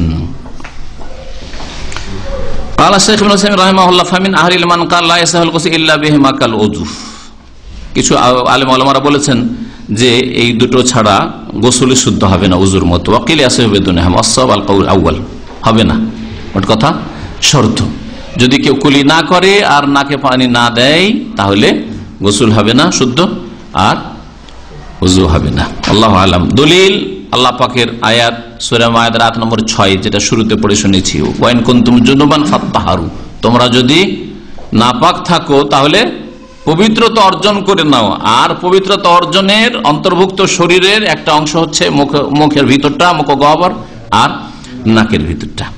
ওয়াহাদা ইয়াশমালুল বাদান কুল্লাহু ওয়া দাখিলাল আনফি ওয়াল ফাম মিনাল বাদান, বলছেন যে এটা গোটা শরীরকে শামিল, আর গোটা শরীরের অন্তর্ভুক্ত হচ্ছে নাকটা, নাকের ভিতরটা, আর মুখের ভিতরটা। আল্লাহু আলাম। আর একটি বিষয়, গোসলের তরিকা শিখলেন অনেক বিলম্বে, হয়তো অনেক ভাইরা এরকম আছেন বা এরপরে অনেকে শুনবেন আমার আলোচনা, এতদিন ধরে গোসল করেছেন, ফরজ গোসল করেছেন, দেশের গোসল করেছেন, বোনেরা মাসিক ঋতুতে গোসল করেছেন, কুলিও করেননি, গোসলে পানি ঢেলে দিয়েছেন, হয়ে গেছে, কুলিও করেন, নাকে পানিও দেননি, আর হুকুম জানলেন কি যে নাকে পানি দেওয়া আর কুলি করা ওয়াজিব। তাহলে এতদিনের গোসলগুলির কি হবে? আর এতদিনের গোসল যদি ঠিক না হয় তো নামাজেরই কি হবে? ঠিক না? এই পেরেশানিতে কেউ পড়ে যেতে পারেন। সুতরাং এই মাসলা আলেমারা উল্লেখ করেছেন, সেটা এখানে আমি আপনাদের সামনে উল্লেখ করছি। বলছেন যে আপনি যদি এই মাসলায় বিশ্বাসী হন, যেটা সহি বলা হইল যে কুলি করা, নাকে পানি দেওয়া গোসলে ওয়াজিব বা ওযুতে ওয়াজিব, আর এটা আপনার জানা ছিল না, অথবা আপনি জানতেন ওই অন্য মতটাকে আপনি সহি শাফিঈ মতটাকে আপনি প্রাধান্য দেন যে সুন্নাত, ফাইন্না ইকতাসালাকা সাহিহুন, তো অতীতে যা হয়েছে আপনার গোসল সহি হয়েছে, ওয়াসালাতুকাল মাবনি আলা হাযাল গোসল সহি, আর এতদিন যে নামাজ পড়েছেন সেগুলিও সহি, ওয়ালা ইয়ালজামুকা ইআদাতুহা, এতদিনের নামাজও আপনাকে পুনরায় দৌড়াতে হবে না, আর উযু বা গোসলও দৌড়াইতে হবে না। কারণ লিকুয়াতি ইখতিলাফিল উলামা ফি হুকমিল মাজমাজাত ওয়াল ইস্তিনশাক, কারণ উলামায়ে কেরামদের এই কুলি করা আর নাকে পানি দেওয়া সম্পর্কে ইখতিলাফ বড় মজবুত রয়েছে। আল্লাহ পাক রব্বুল আলামিন ভালো জানেন এই বিষয়। মহিলা পুরুষের পবিত্রতা অর্জনের তরিকার ক্ষেত্রে, গোসলের ক্ষেত্রে পদ্ধতিগত কোনো পার্থক্য আছে? হ্যাঁ, কোনো পার্থক্য নেই এই ক্ষেত্রে। বলছেন লা ফারকা ফি কাইফিয়াতি তাহারা বাইনাল মারআতি ওয়ার রাজুল, একজন পুরুষ লোক গোসল করছে ফরজ গোসল, আর আরেকজন মহিলা গোসল করছে, দুই গোসলে কোনো পার্থক্য আছে? নিয়মের দিক থেকে কোনো পার্থক্য নেই। ফাকিলাহুমা ইয়াজিবু আলাইহি ফিল গোসলে তামিমুল বাদান বিল মা'i ওয়াত তাহুর, পবিত্র পানি দিয়ে গোটা শরীর ধুইতে হবে বা গোটা শরীরে পানি পৌঁছাতে হবে, এটা পুরুষের ক্ষেত্রেও এবং নারীর ক্ষেত্রেও। আর যেগুলি সুন্নত মুস্তাহাব বলা হইলো ইমাম মগনি রহমতুল্লাহ আলাইহির কিতাবের বরাত দিয়ে আর হাদিসের আলোকে, এগুলি কথা হাদিসে এসছে, বলা হইলো সেগুলি পুরুষের ক্ষেত্রে যেমন প্রযোজ্য তেমনি নারীদের ক্ষেত্রে, মহিলার ক্ষেত্রেও সেগুলি সুন্নাত। কারণ নবী করিম সাল্লাল্লাহু আলাইহি ওয়াসাল্লাম হাদিসে রয়েছে যে আন-নিসাউ শাকাইকুর রিজাল, নারীরা পুরুষদের বোন, শাকাইক। সুতরাং পুরুষদের যেসব বিধিবিধান রয়েছে সেগুলি হচ্ছে নারীদের বিধিবিধান, যদি শরীয়তে এমন কোনো পার্থক্য না বর্ণনা করা থাকে। খেয়াল খুশি যুক্তির উপরে ভিত্তি করে এরকম কিছু মাসলা মাসাইল অতিরিক্ত চাপিয়ে দেওয়া, এটা ইসলাম নয়। যেমন নামাজের ক্ষেত্রে যে দুর্বলের আস্থা করে বা যুক্তি পেশ করে পর্দা হবে মহিলাদের, সুতরাং মহিলারা আলাদা নামাজ পড়বে, মানে আলাদা মানে একবার ওদের তরিকা আলাদা, এটা কোন সহিহ হাদিস দ্বারা প্রমাণিত নয়।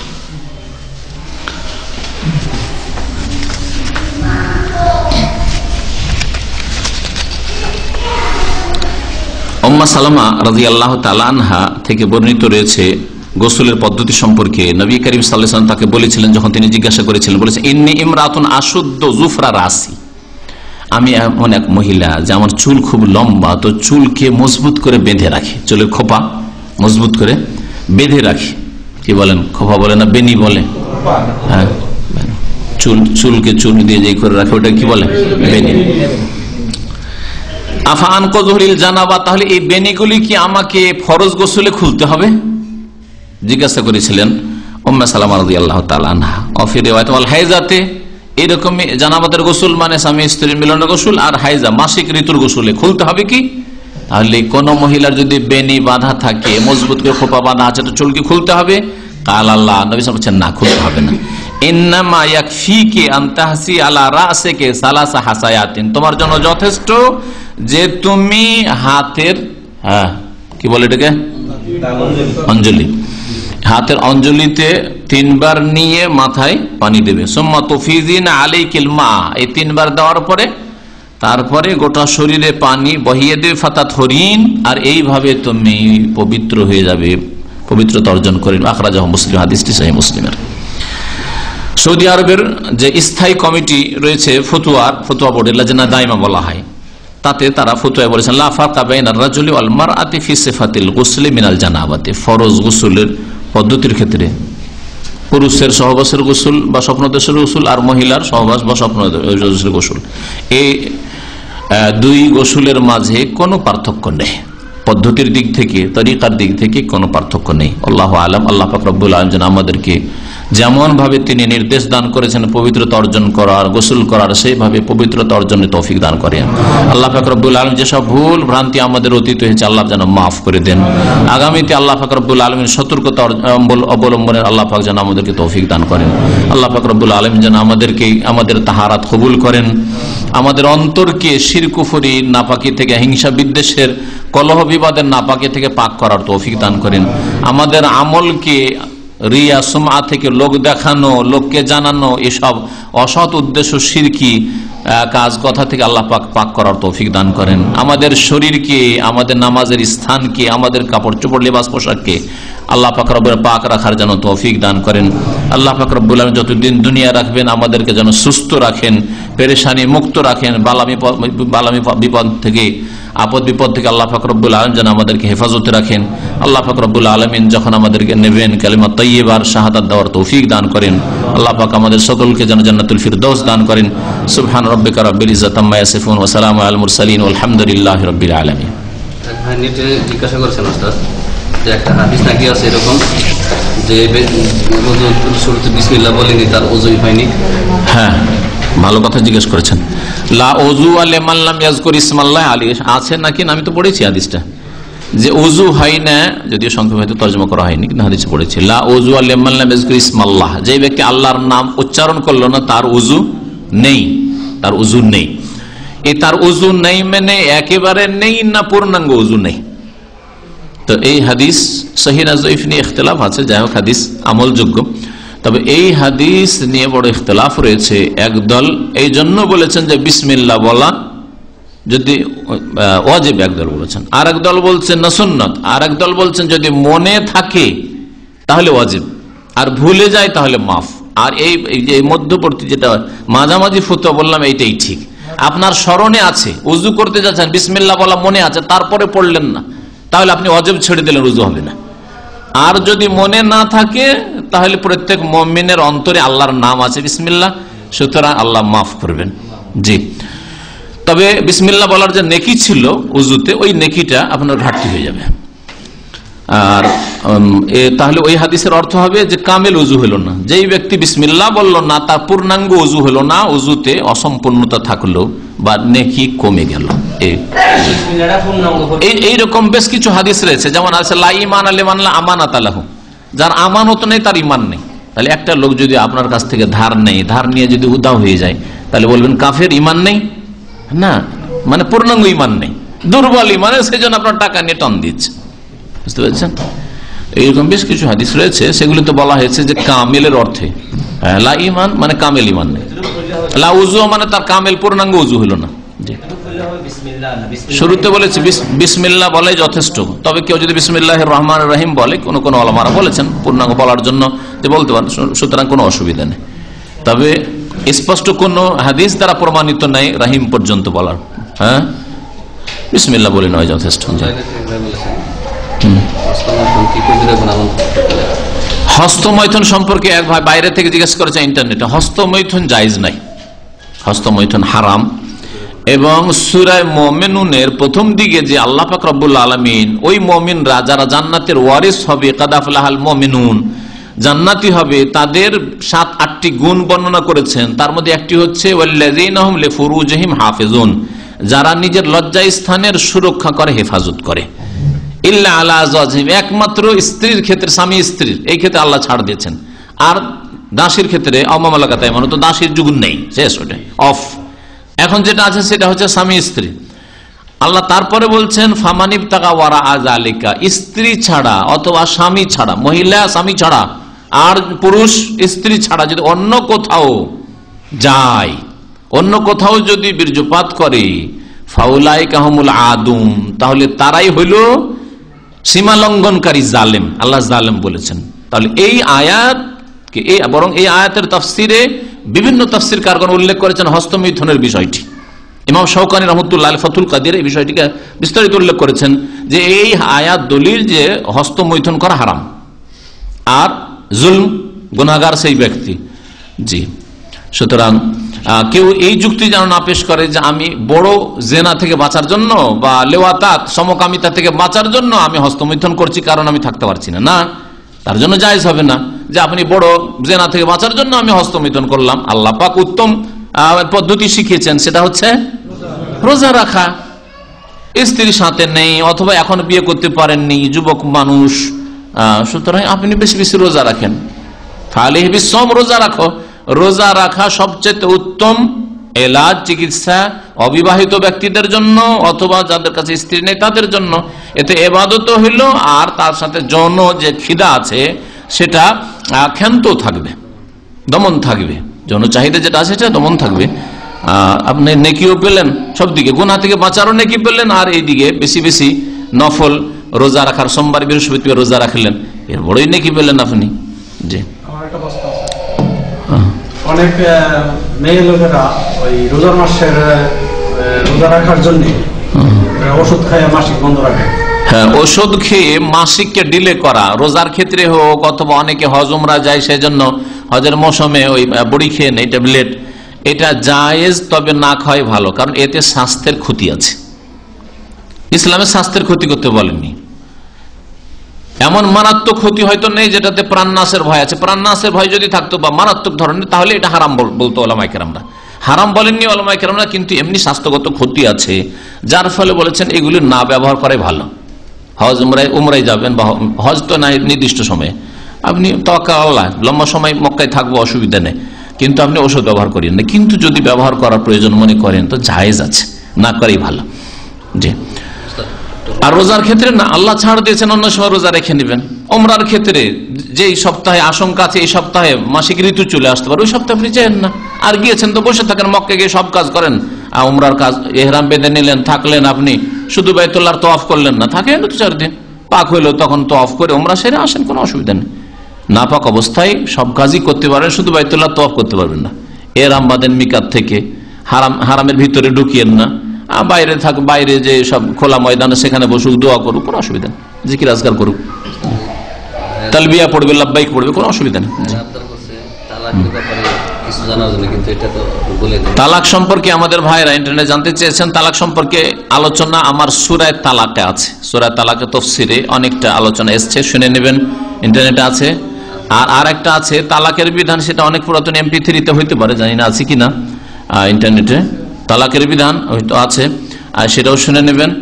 আর ইনশাআল্লাহ তাআলা আর অভিশপ্ত হালালা হিল্লার বিয়ে এই সম্পর্কে বিস্তারিত আলোচনা ওটা ইন্টারনেটে আছে, অডিও ভিডিও দুটোই আছে। শেষখানে বলছি যে ইনশাআল্লাহ তালাকের আরো আলোচনা আগামীতে করা হবে, ইনশাআল্লাহ সময় সুযোগ করা হবে। একটা প্রশ্ন হচ্ছে যে বর্তমানে সাবানে বিভিন্ন কেমিক্যাল থাকে, গোসলে সাবান ব্যবহারের কোনো নিষেধাজ্ঞা আছে কিনা? সাবান ব্যবহারে নিষেধাজ্ঞা আছে কি জিজ্ঞেস করেছেন ভাইরা? না, সাবান ব্যবহারের কোনো নিষেধাজ্ঞা নেই। তবে যদি আপনাকে কেউ বলে বিশ্বস্ত সূত্রে যে এই সাবানে শুকুরের চর্বি আছে, তাহলে অবশ্যই ব্যবহার করা যাবে না। আর এমনি সন্দেহের ভিত্তিতে না না লাক্স সাবানে বা অমুক সাবানে শুকুরের চর্বি আছে, এই সন্দেহের ভিত্তিতে কোনো মাসলা কায়েম হয় না। হ্যাঁ, যখন আপনার ইয়াকিন হয়ে যাবে, কাছাকাছি ইয়াকিন, দৃঢ় বিশ্বাস যে এটা বিশ্বস্ত সূত্রে জানতে পারছেন, ওই ফ্যাক্টরি থেকে জানতে পারছেন যে না এই দিয়ে হয়, তাহলে তখন বিশ্বাস হল। আর এমনিতে হয়তো একটা ব্যবসায় প্রতিষ্ঠানকে ক্ষতিগ্রস্ত করার জন্য এগুলো কথা পত্র পত্রিকা লিখে দিতে পারে, এগুলো কথা গ্রহণযোগ্য নয়। জি, পশ্চিমা দেশে যদি কারো মৃত্যু হয় তাহলে তার কোনো শাস্তি আছে? কোরআনে কারিমের একটি আয়াত আছে, শখ করে অমুসলিম সমাজে বসবাস করা আল্লাহ নিষেধ করেছে। অমুসলিম দেশে বসবাস বলে আমার একটা বক্তব্য আছে। তোরা শখ করে শুধু দুনিয়ার গরজে বেশ সুখে থাকবো, বাংলাদেশে কষ্ট, গালফে কয়টা পয়সা বা ইনকাম হয়, এরকম ধারণা ইউরোপ আমেরিকা যারা যাচ্ছে, হ্যাঁ, সুতরাং চলে যাও ওই সব দেশে। আর এমন কাফেরদের বিচে বাস করছেন, সুবহানাল্লাহ। আমাকে অনেক ভাই বোনরা টেলিফোন করে বলছে জিন্দিগিতে কখনো আজানই শোনা যায় না। প্রথম কথা, আজান নিষেধ আছে, বাইরে আজান আওয়াজ যাওয়া যাবে না, মসজিদ দেখতে পাই না। কোরিয়া থেকে আর জাপান থেকে তো বেশ কিছু ভাই বোনরা টেলিফোন করেছে, ভাইরা বিশেষ করে, যে জুমাই পড়তে পাই না মসজিদে, বলছে যে জুমা পড়তে গেলে 150-200 কিলোমিটার যেতে হবে। তাহলে এমন জায়গায় বসবাস করা জায়েজ না যেখানে জুমা পড়ার জন্য কোনো মসজিদ পায় না, বসবাস জায়েজ না। হ্যাঁ, মুসলিম দেশ কিন্তু অনেক মসজিদ আছে, আজান শুনতে পাচ্ছেন, নামাজের হেফাজত করতে পারছেন, নামাজ পড়তে বাধা নেই, তাহলে প্রয়োজনে বসবাস করা যেতে পারে। তবে যদি উত্তম জায়গা পান তো কখনো এরকম পরিবেশ স্থায়ী বসবাস করবেন না। চাকরির জন্য যেতে পারে, চাকরি করলেন কিছুদিন, আর সেখানে আলহামদুলিল্লাহ মসজিদ পেয়েছেন, নামাজও পড়লেন, যদি অমুসলিম দেশ, তারপরে সেখান থেকে আপনি চলে আসলেন। স্থায়ীভাবে ছেলে মেয়েকে কুফরির পরিবেশে, পাপের পরিবেশে রাখবেন না, কারণ এতে আল্লাহর কাছে ছেলে মেয়েদের ক্ষেত্রে আপনাকে জবাবদিহি করতে হইতে পারে যে তুমি তো মুসল্লি ছিলে, ইউরোপে গিয়ে থেকেছ, তোমার ছেলেগুলোকে কি করে এসছো, তোমার মেয়ে খ্রিস্টানের সাথে কেন বেরিয়ে গেছে, জবাব দাও। তোমার ছেলে নাস্তিক হয়েছে বা খ্রিস্টান হয়ে গেছে, জবাব দাও। কি জবাব দেবেন? আপনি হয়তো ধার্মিক, আলহামদুলিল্লাহ, ভাবছেন আর কটা দিন বাঁচবো, নামাজটা ছাড়বো না, যেখানেই থাকি যেইভাবে ওখানে নামাজ পড়বো, কিন্তু আপনার ছেলে মেয়ে হয়তো পড়বে না। আপনার ছেলে মেয়ে হয়তো খ্রিস্টান হয়ে যেতে পারে, আপনার ছেলে মেয়ে হয়তো কোনো খ্রিস্টানের সাথে চলে যেতে পারে। আর কোন মুসলিম মেয়ের জন্য জায়েজ নয় কোনো কাফেরের কাছে যাবে। হ্যাঁ, যদিও আহলি কিতাবের মেয়ে রাখা যেতে পারে, যদিও মুসলিম মেয়ে, কিন্তু কোন আহলি কিতাব ইহুদি নাসারাকে মেয়ে দেওয়া মোটেই জায়েজ নাই। সেখানে এইরকম আশঙ্কা যদি থাকে তাহলে সেখানে ছেলে মেয়ে নিয়ে বসবাস করা জায়েজ নাই।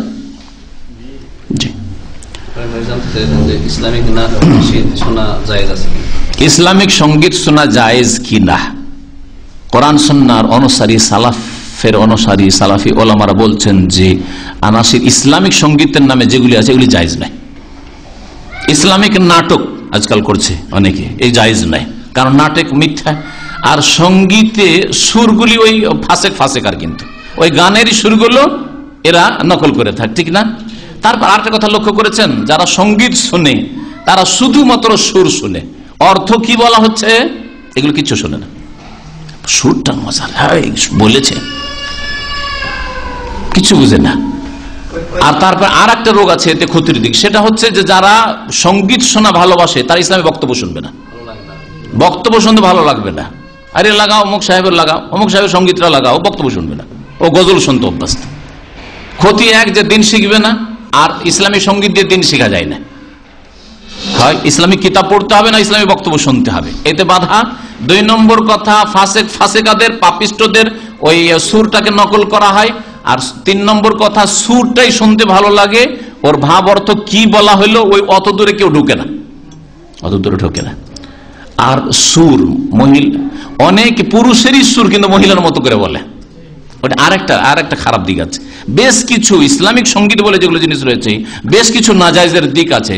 সুতরাং সঙ্গীত কখনো একটু হয়তো ক্লান্ত হয়ে গেছে, দীর্ঘক্ষণ ইসলামিক আলোচনা চলছে, বলে চলো 5 মিনিট হইলো, 2 মিনিট হইলো, কিন্তু একজনের গাড়িতে উঠলেই ওই ইসলামিক সঙ্গীত, বাড়িতে গেলেই ইসলামিক সঙ্গীত আর পেশা ধরেছেন না, এতে কোনো লাভ নেই, বরং এতে ক্ষতি রয়েছে, ঈমান আমলের ক্ষতি আছে। আর তারপর আরেকটা দিক তো আছে যে অধিকাংশ মুসলিমরা শিরক বিদাতি কথাবার্তা বলে, নাতে রসুলের নামে শিরকি কথাবার্তা।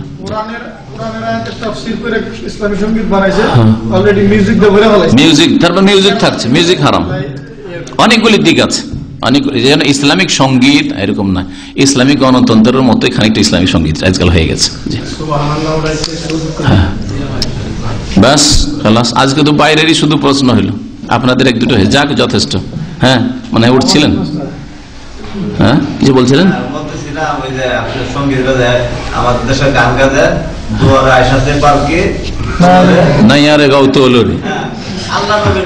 আল্লাহ রসুল ভালো করে জানেন না আপনি? আমি ছোটকালে খুব শুনেছি আল্লাহ রসুল কি বলে, আল্লাহ রসুল সবে বলো, এই যে এরকম করে বলে। হ্যাঁ, এখন শিরকি কথাবার্তা, এই কথা। আর নজরুল ইসলামের জানতোই বাকি, মসজিদের পাশে কবর দিতে বলেছো, আজান শুনবে, আজান শুনে জান্নাত যাবে।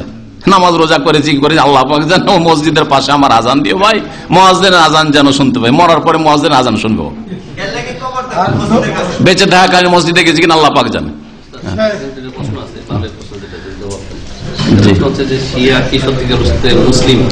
এসব প্রশ্ন মুসলিম হইতে এগুলো খাস ফতোয়া, এগুলো ফতোয়া না, কে মুসলিম কে কাফের এসব ফতোয়া।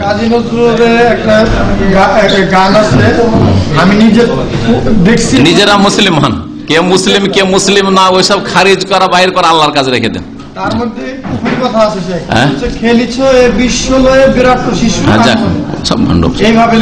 শিরক কুফরি অনেক কথাই থাকে। সাল্লাল্লাহু আলাইহি ওয়া সাল্লাম মুহাম্মদ ওয়া আলা আলিহি ওয়া সাহবিহি আজমাইন। আমাদের বলেন বলেন। হ্যাঁ, আল্লাহ রসুল এগুলো জায়েজ না। আচ্ছা, একটা আলোচনা, শিরকের বহিঃপ্রকাশ আলোচনা হয়েছে কি? শিরকের বহিঃপ্রকাশ বহিঃপ্রকাশ হয়নি, বহিঃপ্রকাশ আলোচনা করা যাবে। ওর মধ্যে এটা একটা, আল্লাহ রসুল কাফন আমার আপন, কবর আমার ঘাটি, ওই কবরে যেতে হবে, থাকবে না কেউ সাথী। ওই কবরে যেতে হবে, থাকবে না কেউ সাথী। কাফন আমার আপন, কবর আমার ঘাটি, ওই কবরে যেতে হবে, থাকবে না কেউ সাথী।